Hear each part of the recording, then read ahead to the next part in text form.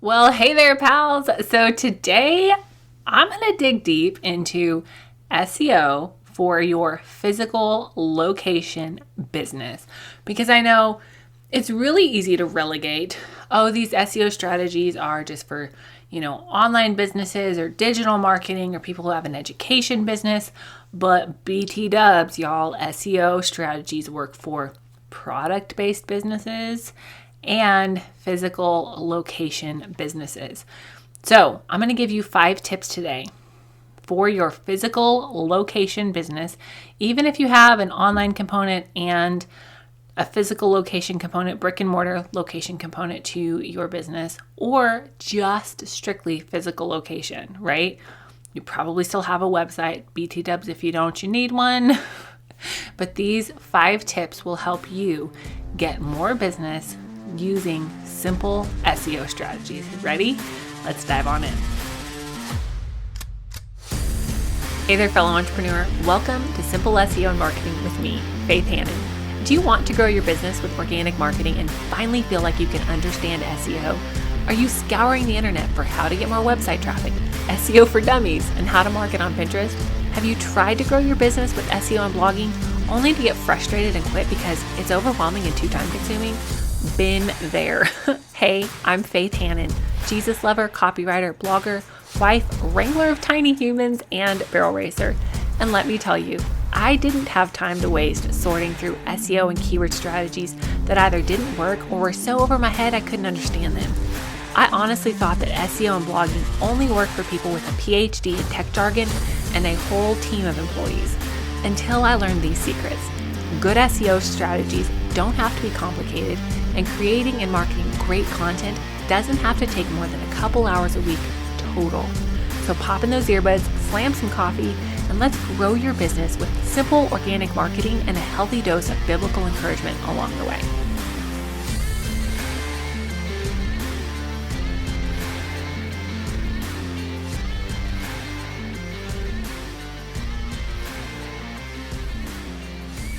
All right, y'all, before I jump into the 5 tips for using SEO to get more business for your physical location business, I want to remind you that if you are thinking about, dreaming about, hoping about, sitting on the fence about getting your one-on-one SEO strategy and keyword strategy coaching call booked, to book an hour with me, with my eyeballs on your business, helping you get your SEO strategy and your keywords nailed down.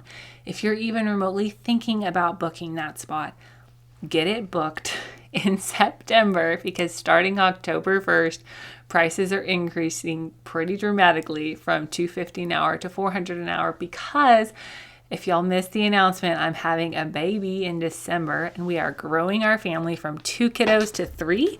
So I'm planning for maternity leave, and the hours that I have to work will be less and demand is up. So I want to give you guys a heads up so you can get that booked and you're not caught off guard, or you're left thinking, oh, shoot, I didn't get that booked and I really wanted that at a lower price, because after October 1st, those hours are going to cost $400 each. But I'm going to throw in some fun little bonuses for y'all too. So on to today's fun topic. How in the heck can you use SEO to get more business and get more traffic, even foot traffic for your business if you have a physical location business? How do you do it, Faith? Well, here's the thing. SEO matters for all of the things because people are searching. They're searching more and more and more. Yes, 50 years ago, we just asked our friends for recommendations. And y'all, sometimes I miss that. Not gonna lie. Not that I'm 50 years old, but sometimes I miss the days when everybody just asked their friends for recommendations. But the fact of the matter is, more and more people are using search engines to find information, compare prices, do searches online before they even go into a retail location. So if you have a physical location business, be it in the health industry like a chiropractor, massage therapist, or a retail store, or whatever else you can think of, a coffee shop, like if you have a physical location, please don't disregard the importance of great SEO practices for your website and for your blog content. So, tip number 1, Your page titles are extra important. I am always a huge fan of, and tell all of my students and all of my clients to make sure that you've done your keyword research and you write your page title strategically. However, I have noticed in my experience with clients and looking at their data that page titles seem to be even more extra important for physical location businesses. Why? I don't really know. Probably some combination of the searcher intent is really high. It's a location specific search, and a lot of local businesses don't know and they aren't taking advantage of good keywords. And so it really makes you and your website rise to the top and be the cream of the crop, so to speak, with search results if you are using your page title specifically. Okay, now one important note here on your keyword research, make sure that you have your town or your region keywords nailed down into the way that people are actually searching for them. Like, you may refer to your area or your region in a certain way, but how are people searching that? Okay, so even if you don't have a specific like brick and mortar store, but you serve a specific area, I'd say you have like a traveling car detailing van or whatever. You don't have a storefront, but you serve a specific area. Make sure that you still nail down your page titles and have the right keywords in there. Okay. Now, quick bonus tip for y'all. Do not write one really great page title and use it for all of the pages on your website. Why? Well, one, you're wasting space. Two, Google sees that as spam. And so you're wasting really precious SEO real estate if you do that. And Google is more likely to flag you. So don't do it. Okay? Okay. Number 2 tip I have for you today is don't blow off your H1 text on each page of your website. Each page of your website needs keyword-rich H1 text and only one block of H1 text. It does not help you to have 47 blocks of H1 text with a bunch of keywords in each, right? You need your H1 text to have a keyword phrase in it, one of your goal keyword phrase for that page, but you only want one block of H1 text per page, and use it really strategically. Each page on your website is a chance to get found, okay? And the H1 text on each page carries the most weight, so make sure that you're using it well. Now, I walk you through this in my course, The Organic Marketing Framework. So if you're curious about how to use that, you just need it spelled out, go get your little Tush's spot in that course, and it walks you through all of the things for using SEO on your website successfully, okay? Hey friend, I know you're trying to grow this business, but does it feel like it's not really going anywhere? Did you know that we can actually fix the back end of your business so that you have some great SEO? Did you know that we can repurpose your podcast or repurpose your blog and help you grow faster? Did you know that was even an option? If you're thinking, oh my goodness, Faith, that would be amazing, then head on over to faithhannon.com/coaching or click the link in the show notes. In just 1 hour of your time, we'll get you a marketing plan in a box with the exact keywords that you need to be going for, how and where to implement them, and at least 3 months of SEO-focused content planned out for you. Let's get your coaching call on the books right now and get your marketing strategy headed in the right direction. Spots are limited, so don't wait. And I cannot wait to help you finally get the breakthrough you've been waiting for and jumpstart your business dream back to life.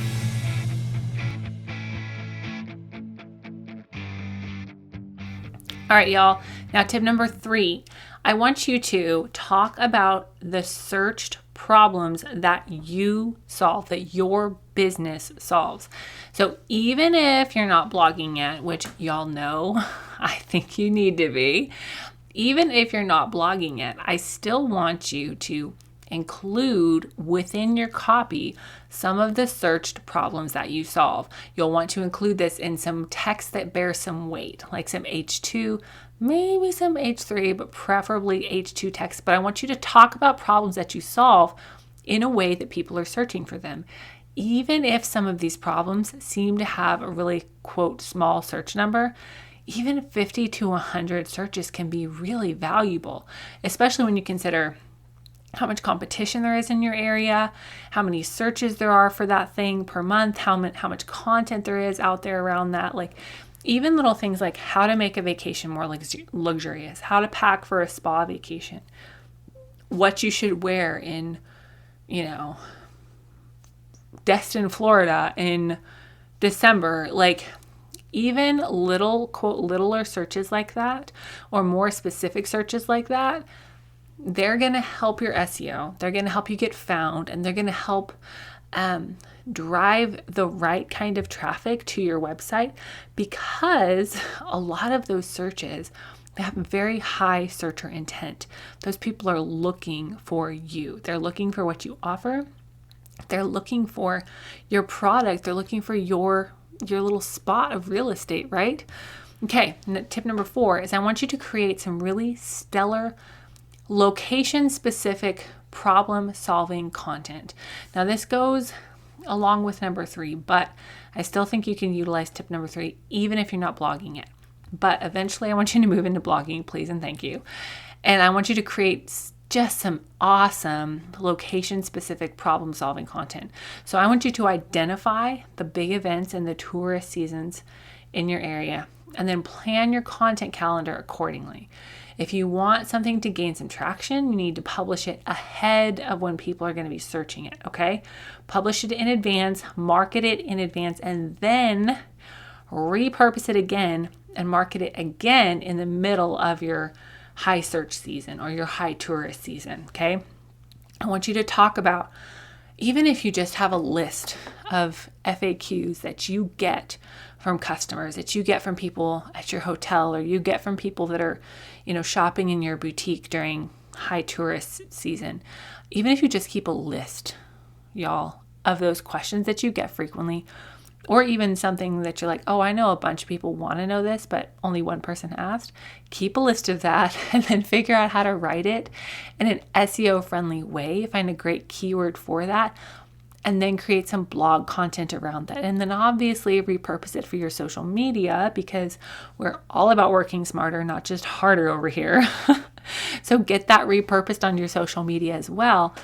But when you establish that you are going to create problem-solving content, you position yourself as an expert, and you position yourself as a business who cares, and a business who's out to serve people, not just make a buck.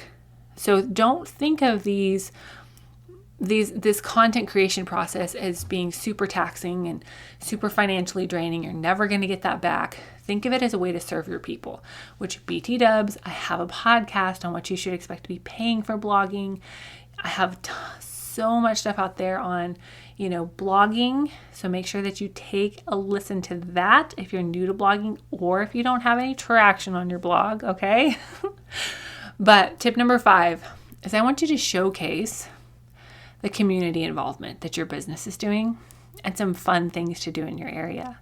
Because if you have somebody coming into town for your business, or you have somebody new in town, they're just wanting to get more involved, they're wanting to know what community events are around, if you can provide valuable content that answers those questions specific to your city or your community, they're going to remember you. And the other really fun strategy to use here with showcasing community events and fun things to do in your area is this is a really great chance to collaborate with other businesses in your area and generate some high quality backlinks that are fantastic for SEO. So y'all take these tips, pair them with the Google business profile updates that I talked about in episode number 71.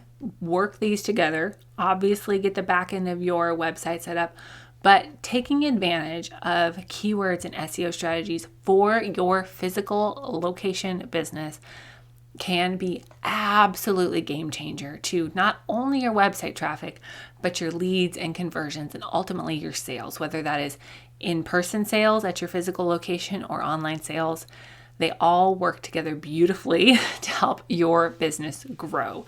So I'm just praying for y'all this week that God would open up the eyes of your understanding, give you wise, discerning ideas, that He would help you to see the heart of your people and love them well, and to create content that will serve them, answer their questions, and make them feel seen and known and loved and heard. So I pray that y'all have a great, great rest of your week, and I'm looking forward to chatting with you next time. Bye, y'all. Thank you so much for listening in today. Hopefully this episode gave you some really tangible tips for better SEO and marketing to get more leads and more sales from your website. If it did, can I ask you a quick favor? Would you please share this episode with a friend, and then just take 10 seconds and go leave a written review on Apple Podcasts. That is the very best way to help more Jesus-loving entrepreneurs scale their businesses so that they can help more people with their gifts and make an even bigger impact for the kingdom of God. And guess what? We now have a Facebook community where we can learn, hang out, and laugh. Go join the Facebook group now. It's linked in the show notes. And all the other things, courses, coaching, and copywriting, can be found at my website, faithhannon.com. Until next time, God bless, and I'll talk to you soon.